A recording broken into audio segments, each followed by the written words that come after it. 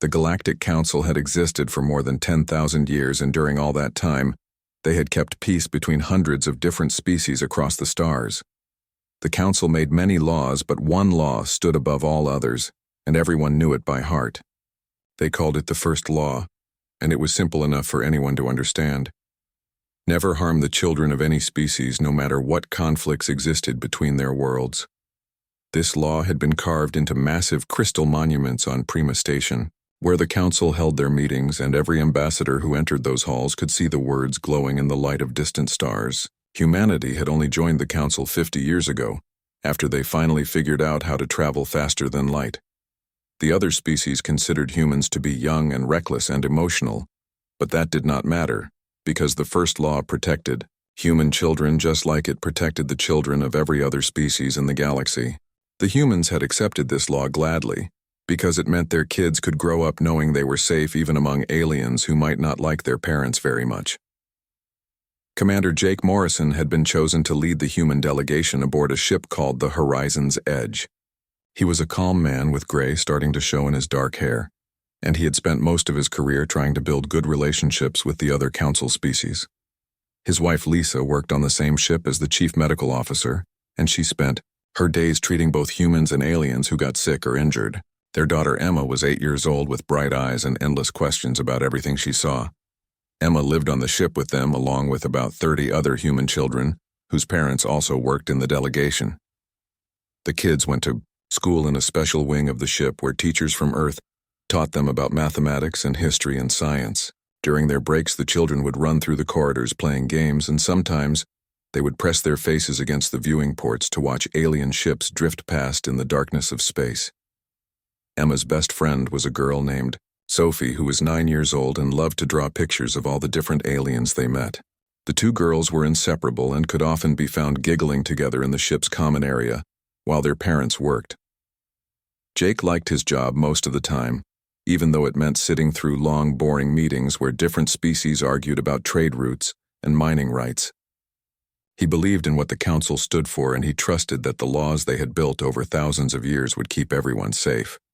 Sure, there were disagreements, and sometimes species did not get along, but that was normal. What mattered was that everyone followed the rules, and the most important rule was the First Law. Recently, though, things had become tense because of the Krell Empire. The Krell were a species that looked like giant reptiles walking on two legs, and they had controlled a large section of the galaxy for centuries. They were proud and aggressive, and they had a powerful military fleet that made other species nervous. The Krell ambassador was a creature named Vexthor, who stood almost 8 feet tall with dark green scales and yellow eyes that never seemed to blink. Vexthor had been complaining loudly about humanity for months now. According to Vexthor, humans were expanding too quickly and taking up too much space. He said that humanity was dangerous because they developed new technology faster than any species should. He argued that the Council needed to put limits on where humans could build colonies and what kind of ships they could construct. Some of the other species seemed to agree with him, while others thought he was overreacting. Jake had sat across the negotiating table from Vexthor many times, and he did not like the way the Krell ambassador looked at him with those cold yellow eyes.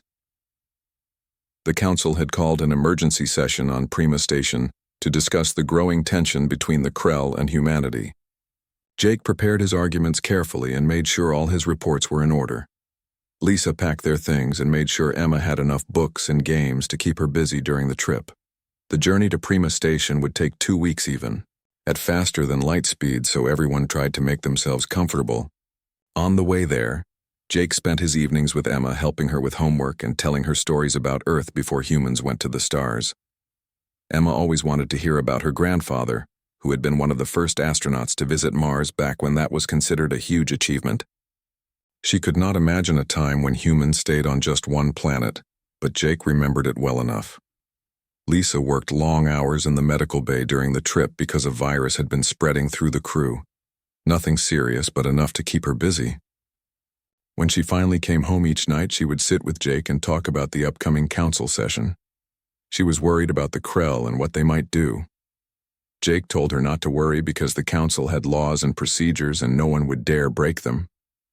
They arrived at Prima Station on a Tuesday morning, and Jake was immediately pulled into meetings. The station was enormous, floating in empty space like a small moon made of metal and crystal. Thousands of beings from hundreds of species lived and worked there. The corridors were filled with creatures of every shape and size hurrying to their duties. Emma loved it because there was always something new to see, but Jake found it exhausting. The emergency session began the next day, and the chamber was packed with delegates. Vexthor made his case first, arguing that humanity needed to be controlled before they became too powerful. Jake responded calmly with facts and figures showing that human expansion was actually quite modest compared to other species. The debate went back and forth for hours with neither side gaining much ground. Finally, the High Chancellor called for a recess and everyone filed out of the chamber. Jake walked back to his quarters feeling tired but satisfied. He had made his points clearly, and several other species had spoken in support of humanity. Vexthor's argument seemed weak and emotional rather than logical. Everything would be fine. The council would see reason and the Krell would have to back down. Jake believed this completely because he believed in the system. He believed in the laws. He believed that the first law meant something real and permanent and unbreakable. He had no idea how wrong he was. He had no idea that at that very moment, 3 Krell warships were moving toward a human colony called New Terra. He had no idea that his nephew Chris was visiting that colony with his parents. He had no idea that everything was about to change forever, because someone had decided that the first law did not matter anymore. The colony on New Terra was one of the newest human settlements in the galaxy, and it sat on a beautiful planet with blue skies and green fields that reminded people of Earth. About 15,000 humans lived there, and most of them were farmers or scientists, or teachers building a peaceful life far from the crowded cities of their homeworld. The colony had no weapons except for a few small defense guns meant to scare off space pirates. There were no military bases or warships because New Terra was supposed to be safe under council protection. Governor Paul Henderson ran the colony from a small command center in the main town. He was a friendly man in his 50s who had come to New Terra hoping to leave behind the politics and stress of Earth. His job was mostly boring work like making sure the water systems functioned properly and settling arguments between neighbors. He liked it that way because boring meant peaceful and peaceful meant everyone was safe. That morning started like any other morning on New Terra. Kids walked to school carrying their bags and talking about weekend plans. Farmers headed out to their fields to check on crops. Scientists in the research labs analyzed soil samples and studied local plant life. The sky was clear and the 2 suns that New Terra orbited cast warm light across the landscape. Everything seemed perfect. Then the alarms started screaming. Paul was in his office drinking coffee when his assistant burst through the door with a face gone white with terror. 3 Krell warships had just dropped out of hyperspace above the planet. They were big military cruisers bristling with weapons, and they were moving into attack position. Paul felt his stomach drop as he ran to the command center and pulled up the sensor displays. The ships were real and they were powering up their weapons. He opened a communication channel to the Krell fleet and his voice shook as he spoke. This was a peaceful colony under council protection, and there must be some mistake. The Krell could not attack them because that would violate a dozen different laws. Paul waited for a response and prayed this was just a misunderstanding that could be cleared up with a few words. The response came in the form of a message broadcast on all frequencies.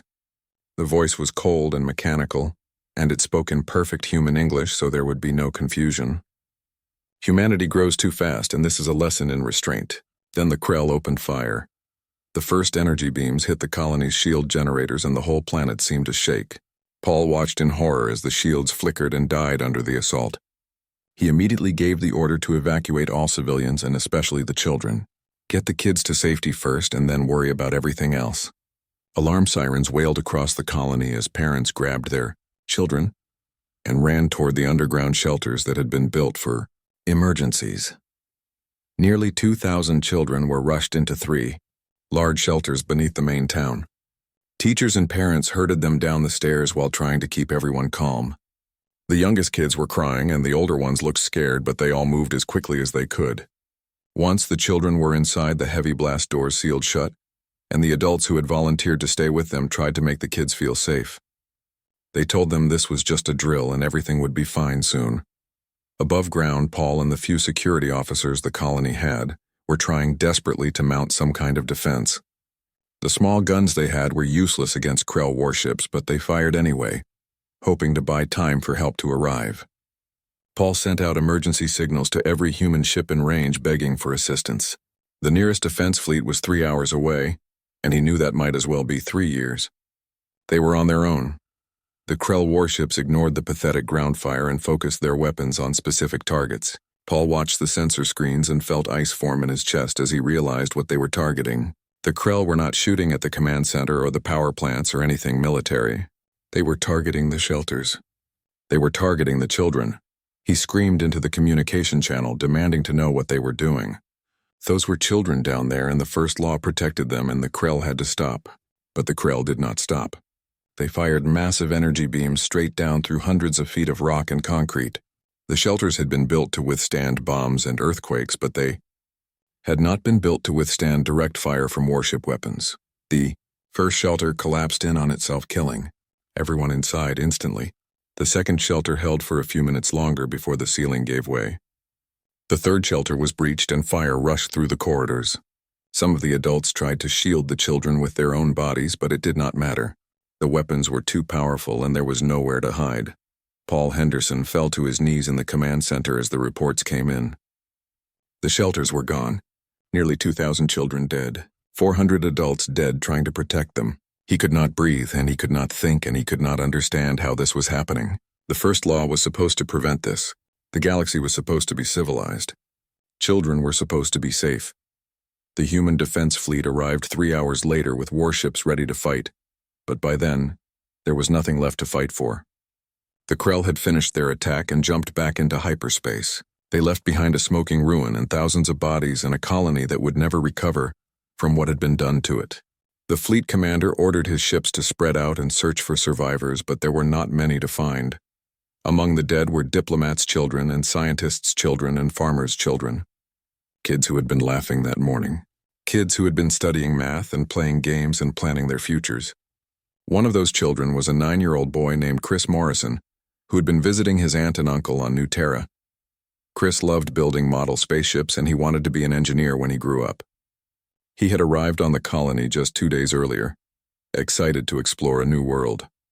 The news traveled fast across the galaxy and reached Prima Station within hours. Jake Morrison was sitting in another boring council meeting when an aide handed him a message.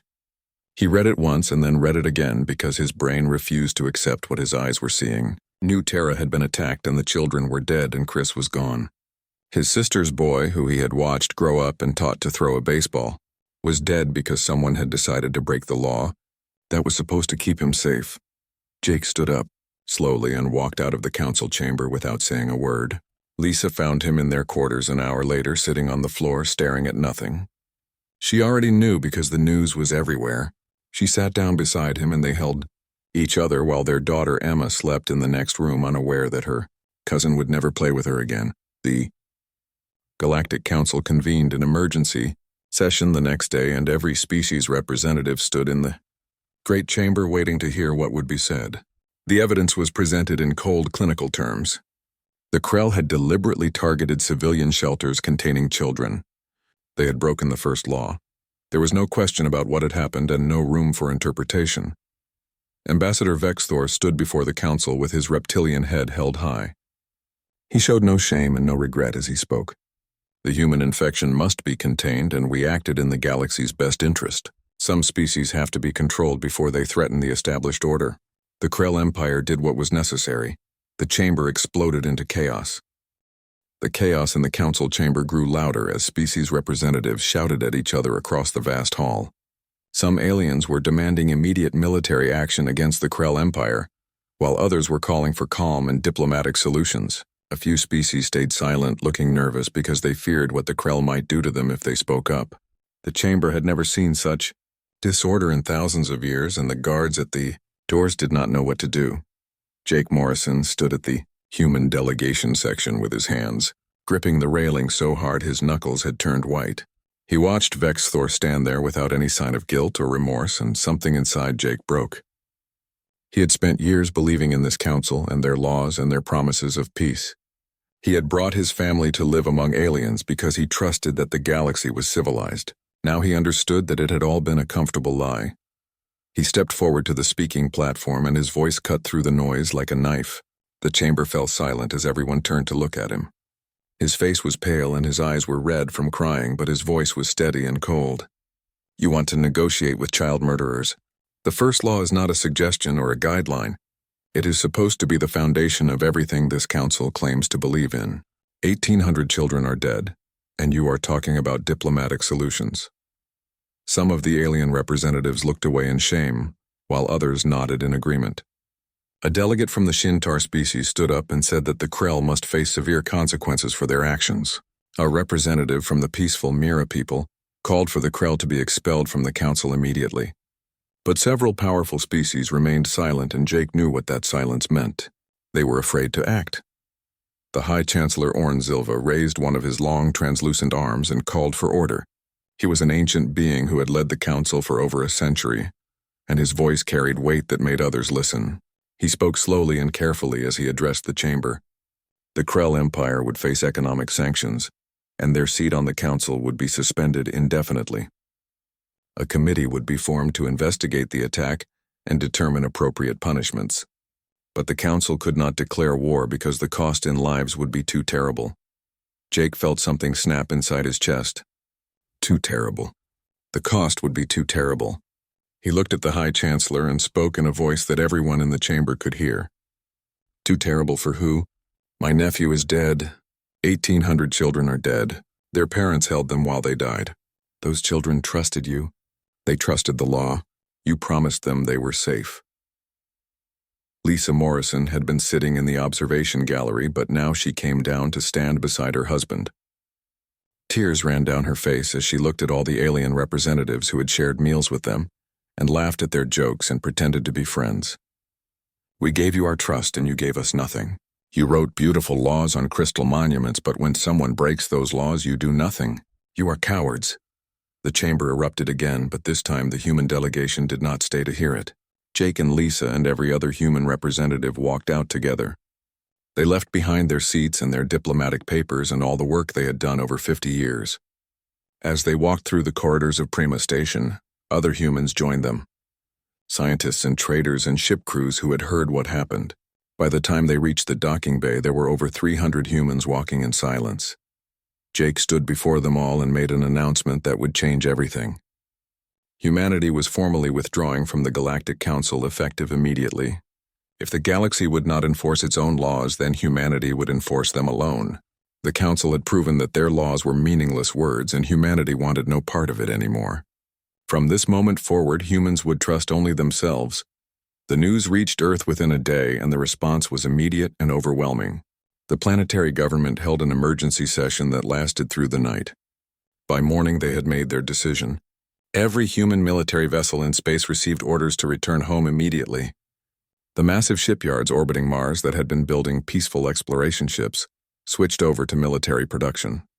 Factories on Earth that made civilian equipment were retooled to manufacture weapons and armor. Scientists who had been working on medical research or agricultural projects found themselves reassigned to weapons development. The brightest minds in humanity turned their attention to making ships faster and guns more powerful and shields stronger. University students volunteered to serve in the military before they even finished their degrees. Retired soldiers came out of retirement and reported for duty. In just 2 weeks, the entire human civilization had transformed itself into a war. Machine Admiral Helen Pierce was given command of the newly formed Terran Defense Fleet. She was a woman in her late 40s, with short gray hair and eyes that missed nothing. She had fought pirates in the border regions and earned a reputation for being brilliant and ruthless in equal measure. She did not want this war, but she would fight it because someone had to. The Council had failed, and now humanity would show them what justice looked like. Helen stood on the bridge of a massive battleship that had been christened the Vengeance and addressed the entire fleet through video transmission. Her words were broadcast to every human ship and every human colony, and back to Earth where billions watched. She spoke simply and directly because this was not a time for fancy speeches. We did not want this war. We joined the Council believing in peace and cooperation and the rule of law. We thought the galaxy was civilized. We thought the first law meant something real. The Krell showed us we were wrong. They murdered our children and the council did nothing. They gave us sanctions and committees and empty promises. So now we will give the Krell something they understand. We will give them justice. The fleet began moving the next day. Hundreds of warships left Earth's orbit and set course for Krell space. They traveled in tight formations with scouts ranging ahead to watch for ambushes. The humans knew they were outmatched in numbers and technology, but they had something the Krell did not have. They had a cause worth dying for. Every soldier on every ship carried the names of the new Terra children. Every pilot had pictures of the dead taped to their controls. Every Marine had written the words, "First Law," on their armor. Back on Prima Station, the Galactic Council met again to discuss what humanity was doing. Some species were alarmed and said the humans had to be stopped before they started a galactic war. Others said the humans had every right to seek justice since the Council had failed them. The debate went on for days, but no decision was made. The council that had governed for 10,000 years seemed paralyzed and unable to act. Jake Morrison no longer cared what the council thought. He had resigned from diplomatic service and now worked as a civilian advisor to the military. His job was to analyze Krell tactics and help plan operations. He spent 16 hours a day in strategy meetings and the other 8 hours trying to be a father to Emma, who was having nightmares every night. Lisa worked in counseling services helping the families of soldiers who were shipping out to fight. Emma did not understand why her cousin was gone or why her father looked so sad all the time. She asked him one night why the Krell had hurt them and what they had done wrong. Jake held his daughter close and tried to explain in words she could understand. The Krell thought we were weak and they thought breaking the law would not matter. They thought no one would punish them. But they were wrong about that. The first battle happened 3 weeks later at a Krell mining colony on the edge of their territory. Captain Daniel Ross led 12 destroyers against the facility in what would become the opening shot of the longest and bloodiest war the galaxy had seen in millennia. The humans were outnumbered, but they fought with a fury that shocked their enemies. The mining colony fell in 6 hours, and the Krell defenders who survived surrendered in confusion. They had expected a normal battle, but what they got was something else entirely. They got humanity's rage made manifest. The war that followed shocked every species in the galaxy because nobody had expected humanity to stand a chance against the mighty Krell Empire. The Krell had been a dominant military power for centuries with technology that was supposed to be far superior to anything the young human race possessed. Their ships were bigger and their shields were stronger, and their armies had conquered dozens of worlds. But the Krell had made a fatal mistake when they killed those children because they had awakened something in humanity that could not be reasoned with or negotiated with or frightened into submission. Captain Daniel Ross became famous after that first battle at the mining colony. He was a thin man with dark hair and a quiet voice, but his tactical mind was sharp as broken glass.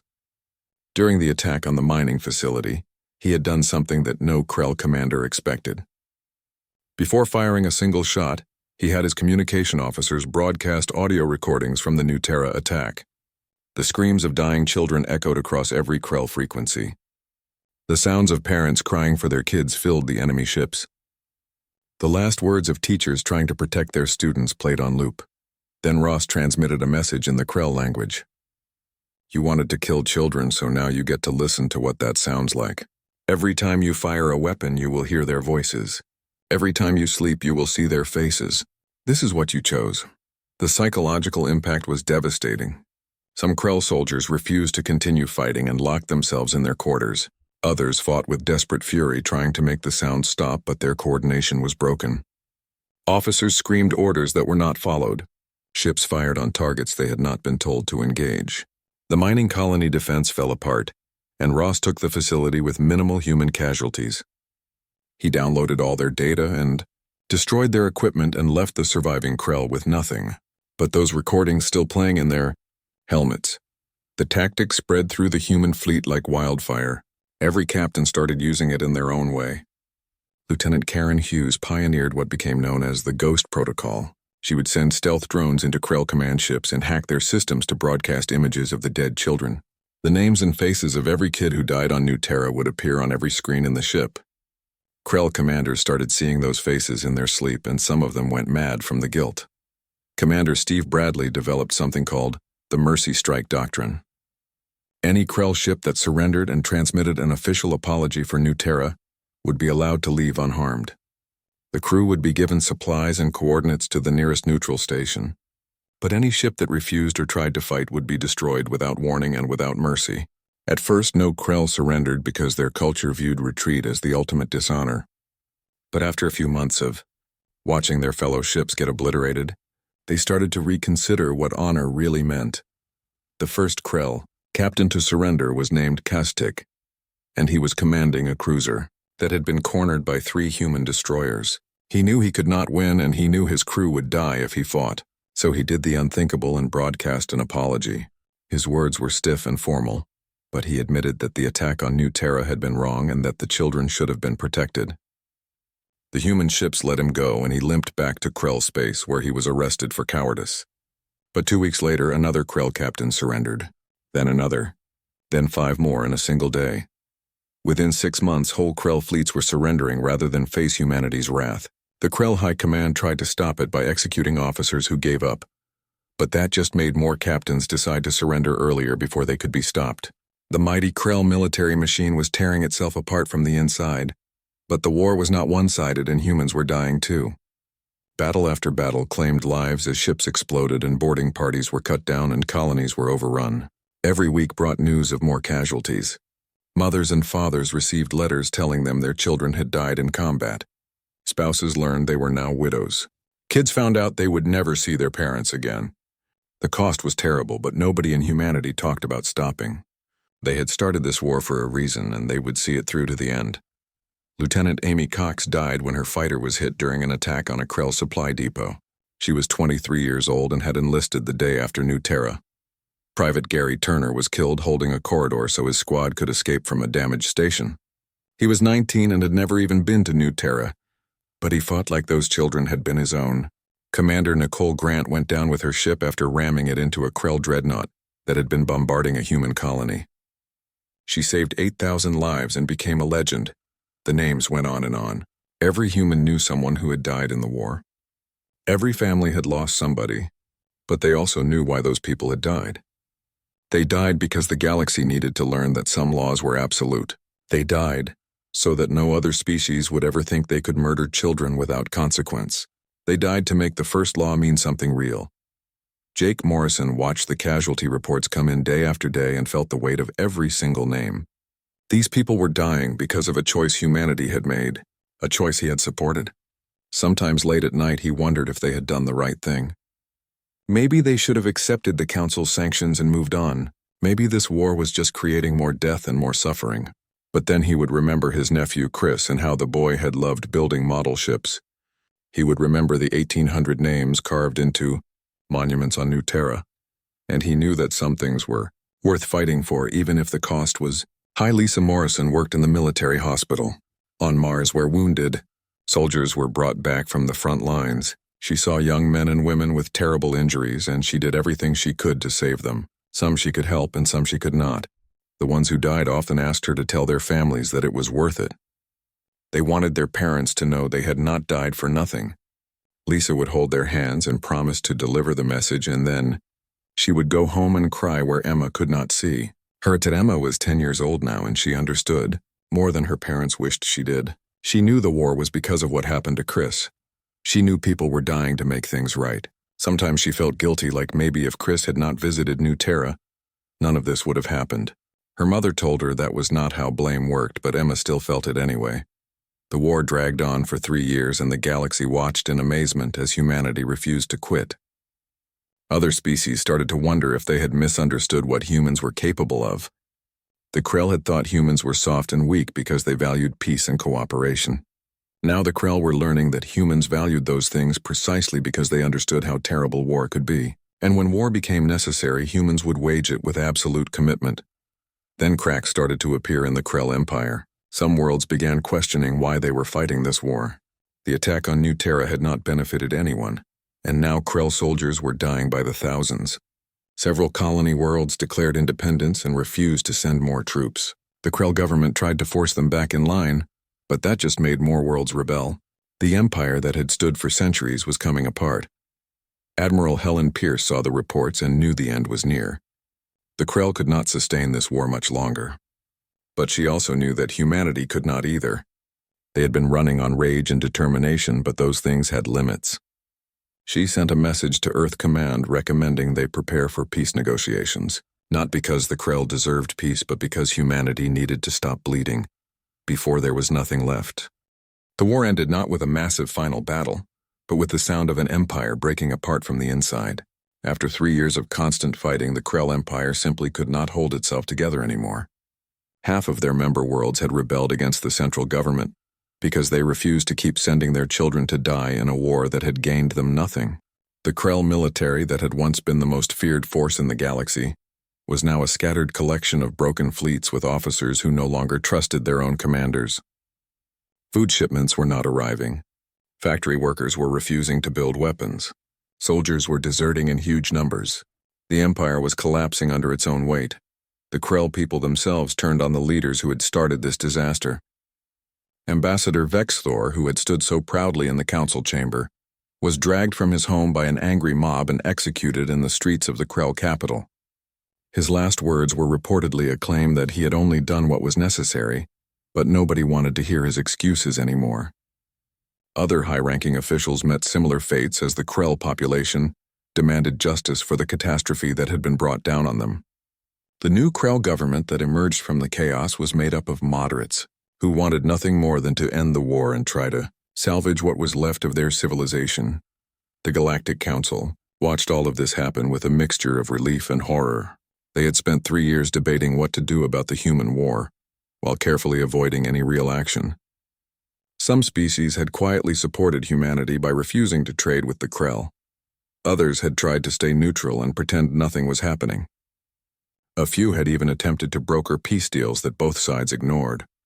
Now the Council realized they needed to do something before the entire galactic order fell apart completely. High Chancellor Orn Silva made a decision that shocked everyone. For the first time in over 200 years, a High Chancellor would leave Prima Station and travel to meet with another species. He assembled a small delegation of the most respected council members and sent a message to Earth requesting permission to visit. The response took 2 days to arrive, and it was brief. "You may come, but we make no promises." The council delegation arrived at Earth on a gray morning, and they were not taken to any of the impressive government buildings or grand ceremonial halls. Instead, they were brought to New Terra, which had been partially rebuilt over the past 3 years. The town where the shelters had been destroyed was now a memorial garden. 1,800 trees had been planted in neat rows with a small stone marker at the base of each one. Every marker had a name and an age and a picture of a child who would never grow up. Admiral Helen Pierce met the delegation at the entrance to the garden, and her face showed no warmth or welcome. She had aged visibly during the war, with new lines around her eyes and gray streaking through her hair. She led them down the paths between the trees without saying a word. The council members followed in silence because there was nothing appropriate to say in a place like this. High Chancellor Orn Silva stopped in front of one of the trees and read the marker. Chris Morrison, age 9. He looked at the picture of a smiling boy holding a model spaceship, and something inside the ancient alien seemed to break. His voice was quiet when he finally spoke. "We come seeking peace because this war has gone on too long and too many have died." Helen turned to face him, and her voice was hard as steel. "You should have come seeking justice 3 years ago. When the Krell broke your first law, you did nothing. You talked about sanctions and committees and diplomatic solutions. So we did what you would not do. We made them pay for what they did." Orn Silva bowed his head in shame. "We were wrong, and the council was wrong. We let our fear of conflict override the principles we claimed to uphold. These children deserved better than what we gave them. They deserved a galaxy that would actually protect them instead of just pretending to." Jake Morrison stepped out from behind one of the trees where he had been standing. He came to this garden almost every day to visit his nephew's memorial. He looked older too, with gray hair and tired eyes. He walked up to the Chancellor and spoke in a voice that carried across the quiet garden. "The Council is broken and has been broken for a long time. Your laws are just words on crystal monuments. They do not mean anything because you will not enforce them. Then help us rebuild what is broken." The Chancellor spread his long arms in a gesture of pleading. "Return to the Council and help us create something better. Help us make laws that actually matter, and systems that actually work. We need humanity's voice and humanity's strength. Admiral Helen Pierce shook her head firmly. We are not coming back as members who follow your rules and accept your authority. If humanity returns, it will be as equals with full veto power over any council decision. No more majority votes that ignore what is right. No more committees that study problems instead of solving them. Real power to enforce real laws. The terms she laid out were harsh, and they fundamentally changed everything the council had been for 10,000 years.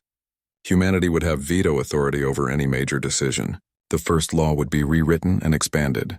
Any species that harmed another species' children would face immediate military intervention by all council members. There would be no debate about whether to act. No votes about sanctions versus force. The response would be automatic and overwhelming. Break the law and face the consequences. Some of the council delegates looked uncomfortable with these demands. They had come hoping to restore the old order with maybe a few minor changes. What humanity was proposing would give one young species enormous power. But they were also aware that they had no leverage to negotiate. Humanity had just beaten the Krell Empire almost single-handedly. They had shown they did not need the council. The council needed them. High Chancellor Orn Silva looked around at the 1800 trees and made his decision. He agreed to humanity's terms. The treaty would be signed here in this garden as a reminder of why it was necessary. The first law would be renamed the Morrison Doctrine, after Chris Morrison and all the other children who had died. Any species that violated it would learn the same lesson the Krell had learned. The Treaty of New Terra was signed 3 days later beneath a warm sun, with delegates from every major species in attendance. Jake Morrison signed it as the new High Protector of Council Law. His job was to ensure that what happened here would never happen anywhere else. He would have the authority to call for military action without waiting for council approval. It was an incredible amount of power to give one person, but everyone understood why it was necessary. Laws without enforcement were just suggestions. Lisa Morrison continued her medical work, but now she specialized in helping children across the galaxy who had been affected by war and violence. She traveled to different worlds teaching other doctors and therapists how to recognize trauma and treat it properly. Emma often traveled with her during school breaks and saw firsthand how many species had children who needed help. It made her understand that what happened on New Terra mattered to more than just humans. As for the Krell, they faced a long, hard road ahead. The remnants of their empire were placed under council supervision, and they would spend generations trying to atone for their crime. They had to help rebuild New Terra. They had to teach their children about what their leaders had done wrong. They had to learn to live with the shame of being the species that broke the most sacred law in the galaxy. Some individual Krell managed to move past it and build new lives. Others carried the guilt until they died. Admiral Helen Pierce stood on the bridge of the Vengeance one last time before the great warship was decommissioned and turned into a museum. She looked out at the stars and thought about everything that had happened. Captain Daniel Ross stood beside her and asked the question they were both wondering. Will it stick, or will the galaxy forget this lesson in a few generations? Helen considered carefully before answering. It will stick because we made sure they will never forget. The Krell learned what happens when you break the law. The Council learned what happens when you fail to enforce it. And humanity learned that sometimes peace requires the willingness to fight. Those are lessons written in blood, and those kinds of lessons last. She was right. The galaxy had learned something fundamental about humanity during those 3 terrible years. Humans were not warriors by nature. They preferred peace and cooperation and building things instead of destroying them. But that preference came from understanding how devastating war could be. And when war became necessary, humanity would wage it with absolute commitment and no mercy for those who harmed the innocent. The first law of the galaxy was no longer just words on a monument. It was a promise backed by force. Break it and face humanity's wrath. In that memorial garden on New Terra, 1,800 trees grew tall and strong. Children from every species in the galaxy came to visit and learn about what had happened there. They learned about the kids who died and why they died and what changed because of their deaths. The trees became a symbol known across the stars.